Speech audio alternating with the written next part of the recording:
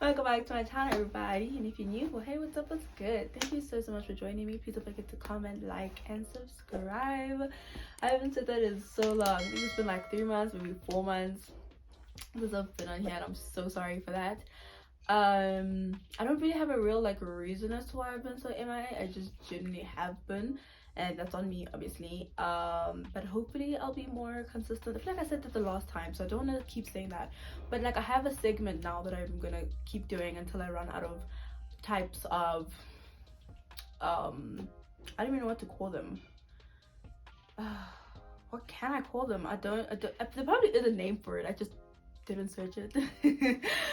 But I'm going to be telling you the differences between different types of I don't want to call them psychologists because they're not all psychologists, but the branches that are really close to a psychologist, you know, so psychologist, psychometrist, psychiatrist, psychotherapist, therapist, counselor, so on and so forth.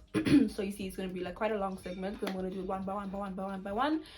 And then yeah, so in today's one we're going to be doing a psychiatrist.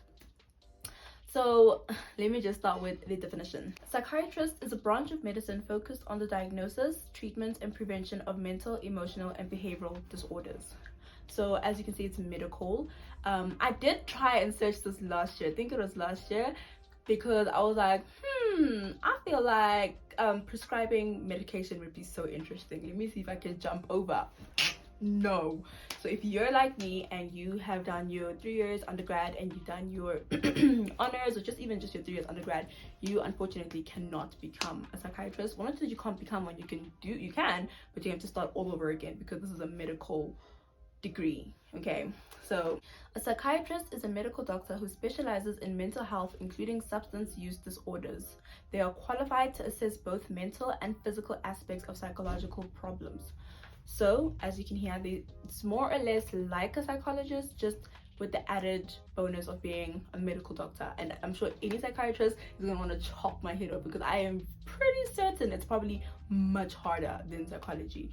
Okay, I really tried so hard to find a definitive answer to tell you the steps into becoming a psychiatrist, but I might butcher this. So if anybody is a psychiatrist who's watching this, please, as a belief, I beg, and you're South African especially, I beg, if you can correct me or are going to correct me in the comments, go right ahead. I really tried, but it's so confusing. I went to UCT, I went to BITS, I went to UP's websites. Freaking confusing. But from what I understand, it's a 6-year degree, but that is the undergrad. What I'm understanding of it is that 6 years is the undergrad. You do a 3-year, what is it, MBCH degree, which is, I'm saying, medical degree. That's in the health sciences faculty. So you do that for 3 years, and then on the 4th year, that's when you really start to specialize in psychiatry, because from those 3 universities that I looked at, they all start telling you a breakdown from that 4th year. So a 4th year, 5th year, 6th year, that you do that, and then you graduate, obviously, and then they don't have an honors, because obviously you did just freaking 6 years, and then after that you have to do your masters. That's what also was really confusing me. I don't know if you have to, but from my understanding, you have to do the masters to then be accredited and to apply with the HPCSA. Remember, in South Africa, you can't be in anything medical, anything clinical without applying. You cannot. Dentistry, dietitian, psychologist, doctor, cannot even begin to call yourself that without registering with the HPCSA. Don't forget that. It's very important. Ma'am, there is a file called whistleblowing on the HPCSA website. You do not want to be caught slipping, okay? So after the masters, that is where you do that. This is which side? Let me check. Okay, let me move here. Over here is a breakdown that I found on the UP website, so you can pause to read that. That is a breakdown of basically a step-by-step of how you'd be getting through it. Yeah, so that is as much as I can tell you about that. And then the difference between a psychiatrist and a psychologist, like I've been saying, obviously it is but it's the big major factor that psychiatry is medical. It is a medical degree. It is in the medical faculty, it's in the health science faculty. It is very medicine bound. together. You get it? I'm sorry, I haven't done this in so long. I feel like I'm doing so bad. I'm so sorry. But yeah, so that is like the biggest difference. Otherwise, they both deal with like diagnosis, and they both deal with clinical aspects of the mind and stuff like that. It's a real deep dive into like clinical things. It's very clinical, it's very to the book, it's very medicine. And don't forget that it also depends on like people. Like umuntu nomuntu are not the same, you know, people are not the same.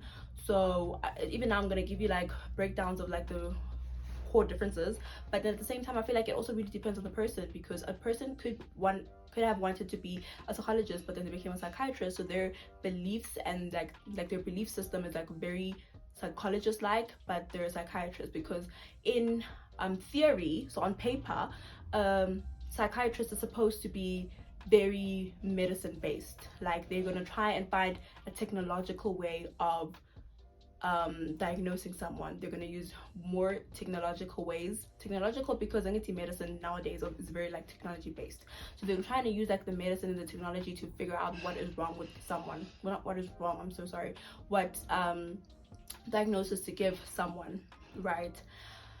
And so on paper, that is what it's supposed to be, that you're using the medication, you are using technological evaluations and stuff like that to figure out. Whereas a psychologist on paper is supposed to like do it mostly from speaking, word of mouth, you know, therapy with word of mouth, and trying to figure out someone's mind and the workings of their mind and so on and so forth. So on paper, that is like the differences between the two. And here I'm going to show you again that I found this on, I forgot the website's name, I will write it at the bottom. I found it on their website, and this is like their differences between a psychiatrist and a psychologist. And then education wise, this is their difference between a psychiatrist and a psychologist. So if you're pausing and reading, you can tell that, like I'm saying, it just depends on the human being as well, because you can't possibly think that every single person is going to work out the way theoretically something is supposed to go hand in hand, you understand?